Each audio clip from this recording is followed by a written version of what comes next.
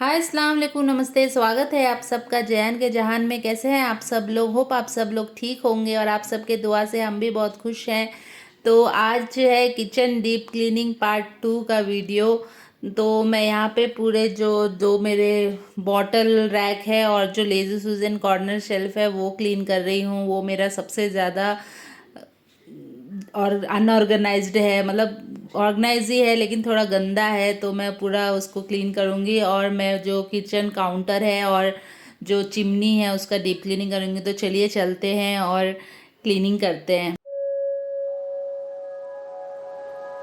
तो चलिए cleaning start करते हैं। पहले मैं ये चिमनी को सेल्फ क्लीनिंग मोड में ऑन कर लूँगी। 10 मिनट्स लगते हैं कुछ उसको सेल्फ क्लीनिंग होने के लिए। और जब तक वो सेल्फ क्लीनिंग हो रहा है तब तक मैं यहाँ पे बॉटल रैक क्लीन कर लिया है मैंने।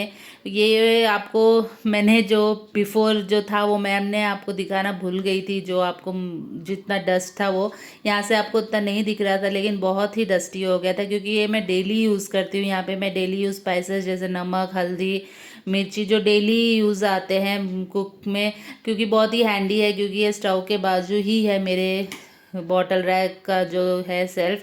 तो यहाँ पे मैं पूरे डेली यूज़ के पूरे ऊपर नीचे वही रखती हूँ। ऑयल जो मैं डेली यूज़ करती हूँ वो सब रखती हूँ। तो ये जल्दी गंदा हो जाता है, तो वो मैं क्लीन कर रही थी। तो यहाँ पे हम जल्दी से ये सब क्लीन करते हैं, फिर इसको ऑर्गेनाइज़ कर लेती हूँ मैं।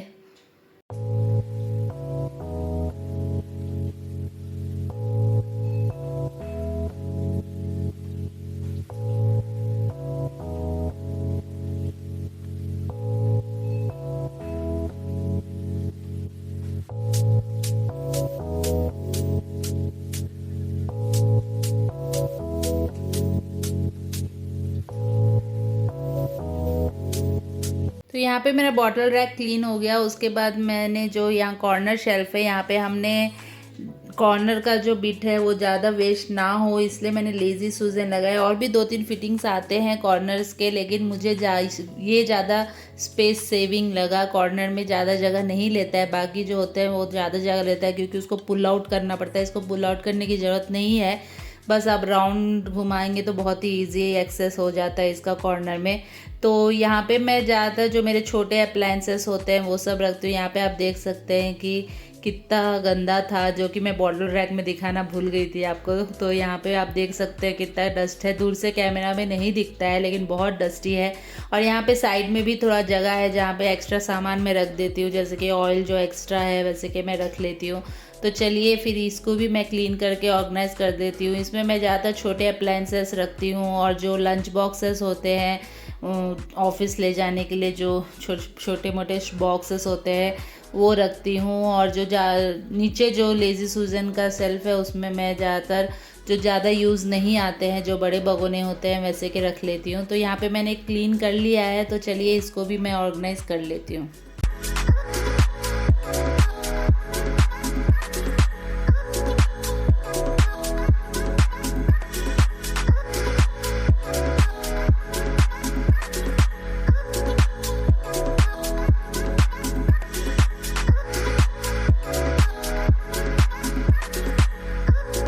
तो यहाँ पे मैंने लेज़न को पूरी अच्छी तरह से ऑर्गेनाइज़ कर लिया है। जो भी अप्लायंसेस मैं ज़्यादा यूज़ करती हूँ उसको मैंने फ्रंट में रख लिया है, और जो लंच बॉक्सेस में ज़्यादा यूज़ नहीं करती उसको बैक में रखा है।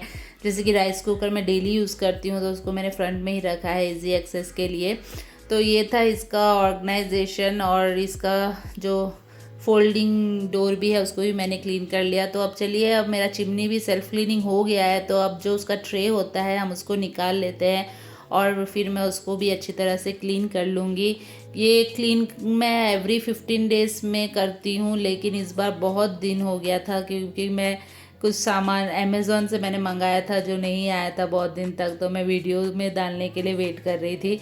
जैसे कि ये सिर्फ का क्लीनिंग है, ये मैं फ़र्स्ट टाइम यूज़ कर रही हूँ और ये बहुत ही अच्छा वर्क किया मुझे फ़र्स्ट टाइम में।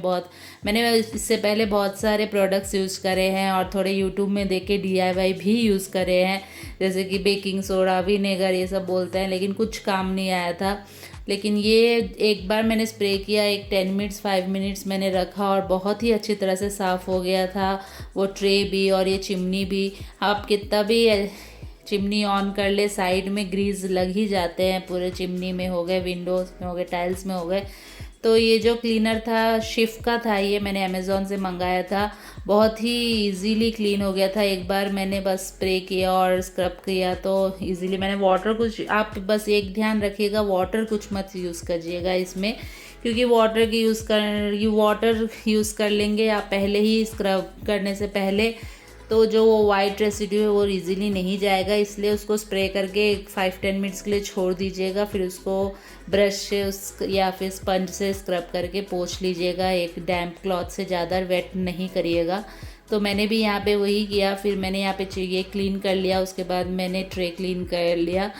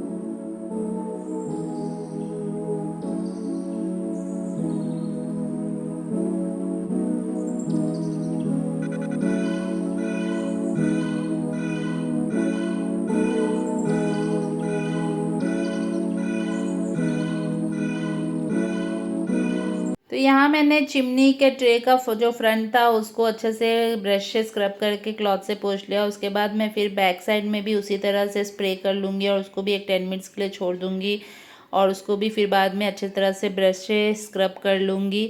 यहाँ पे मैं फिर से बोल रही हूँ वाटर बिल्कुल यूज़ नहीं करेगा, क्योंकि मैंने पहले वाटर थोड़ा डाल दिया था, तो वो जो वाइट रेसिड्यू है ना वो हार्ड हो जाता है।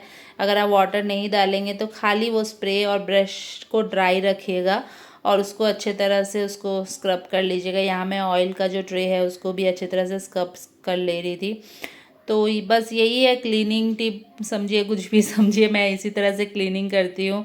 तो यहाँ पे फिर जब पूरा स्क्रब कर लूँगी और अच्छे तरह से वो पूरा जो रेसिड्यू है निकल जाएगा, तो सेकेंड टाइम फिर मैं वाटर से उसको अच्छे तरह से फिर धो लूँगी, अच्छे तरह से साफ़ कर लूँगी और उसको फिर थोड़ी देर सूखने के लिए रख दूँगी। जब फिर वो ड्राई हो जाएगा तो मैं उसको अटैच कर लूँगी। तो यहाँ पे मैं वही कर रही थी, पूरा क्लीन कर ले रही थी ट्रे को। तो यही है मेरा, ये चिमनी ग्लेन का है। ग्लेन जो मैंने ग्लेन शोरूम में लिया था, ये मुझे ऑफ़र में आया था 50% ऑफ में। ऐसे इसका रेट ज़्यादा है लेकिन मुझे 19,000 में कुछ आया था, क्योंकि वो 50% कुछ ऑफ चल रहा था, तो मैंने वहाँ पे ले लिया था। तो यहाँ पे आप देख सकते हैं जैसे कि कितने अच्छी तरह से क्लीन हो गया है। फिर यहाँ पे आप देख सकते हैं कि कितना मेस भी फैल गया है काउंटर के ऊपर। तो इसके बाद मैं जो किचन अप्लायंसेस जो मुझे क्लीन करने थे और सेल्फ क्लीन थे वो मेरा हो गया था। तो यहाँ पे मैं बैक स्प्लैश भी पूरी सोचा, मैंने जब डीप क्लीन कर ही रही हूँ तो पूरा बैक स्प्लैश भी क्लीन कर लेती हूँ। आपको यहाँ पे नहीं दिख रहा होगा कि बैक स्प्लैश कितना गंदा है, लेकिन बहुत ही ग्रीसी था वो भी।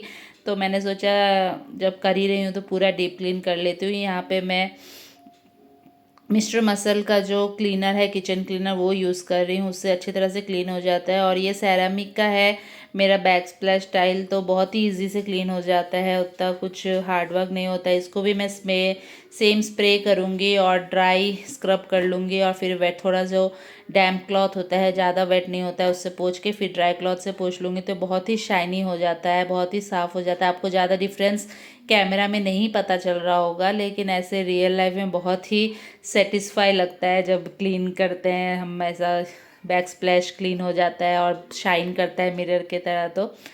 तो यही है। चलिए फिर मैं बैक स्प्लैश क्लीन करने के बाद आपसे बात करती हूँ।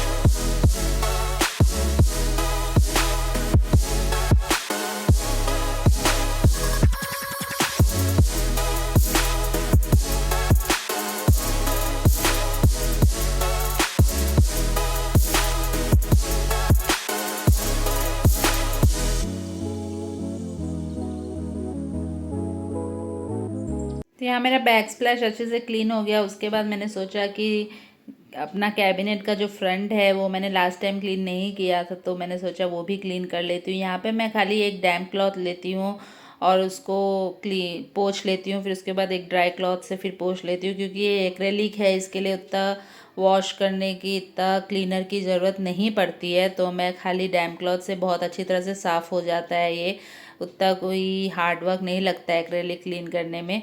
तो यहाँ पे मैं अपना पेंट्री साइड जो है वो भी क्लीन कर रही थी। तो यहाँ पे अब मैं काउंटर क्लीन कर रही हूँ, जैसे कि आपने बहुत सारे वीडियो में देख लिया होगा मेरा काउंटर क्लीनिंग का प्रोसेस।